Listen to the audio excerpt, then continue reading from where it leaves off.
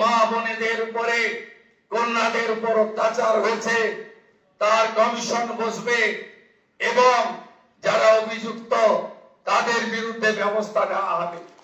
মাননীয় অমিত শাহজি চার্জশিট প্রকাশের দিন ঘোষণা করেছিলেন যে পশ্চিম বাংলায় ইনস্টিটিউশনাল করাপশন, প্রাতিষ্ঠানিক দুর্নীতি যারা করেছেন তাদের বিরুদ্ধে রিটায়ার্ড জাজকে দিয়ে কমিশন বসানো হবে এবং উপযুক্ত ভাবে আপনাদের সরকারি অর্থ যারা নয়ছয় করেছেন তাদের বিরুদ্ধেও আমরা ব্যবস্থা নেব।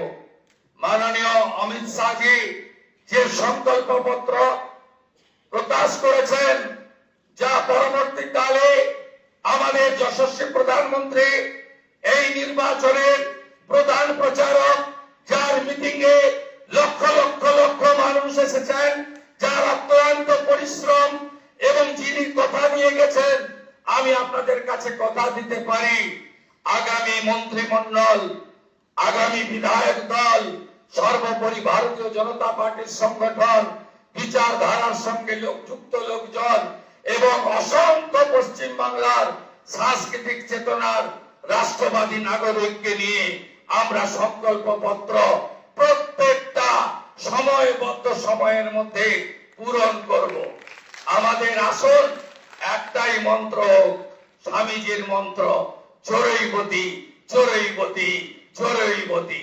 আমাদের মন্ত্র একটাই হোক, নরেন্দ্র মোদীজির মন্ত্র, সবকা সাথ, সবকা বিকাশ, সবকা বিশ্বাস, সবকা প্রয়াস। এটাই হোক আগামী দিনে আমাদের মন্ত্র। আসুন পশ্চিম বাংলাকে মোদীজির আদর্শে, তার নেতৃত্বে নবনির্মাণ করি। কেন্দ্র রাজ্য যৌথ ভাবে কাজ করে আমরা মানুষের প্রত্যাশা পূরণ করি। এটাই হোক আজকের দিনে আমাদের সংকল্প। খুব সঠিক ভাবে মাননীয় অমিত শাহজি বলেছেন যে আমরা ভয় কাটাতে পেরেছি। মোদীজি দিয়েছেন ভরসা, দেখিয়েছেন স্বপ্ন, আর অমিত শাহজির নেতৃত্বে আমরা ভয় কাটাতে পেরেছি। নীতিন নবীনজির নেতৃত্বে ভারতীয় জনতা পার্টির সংগঠন এই নির্বাচনে গুরুত্বপূর্ণ ভূমিকা নিয়েছে।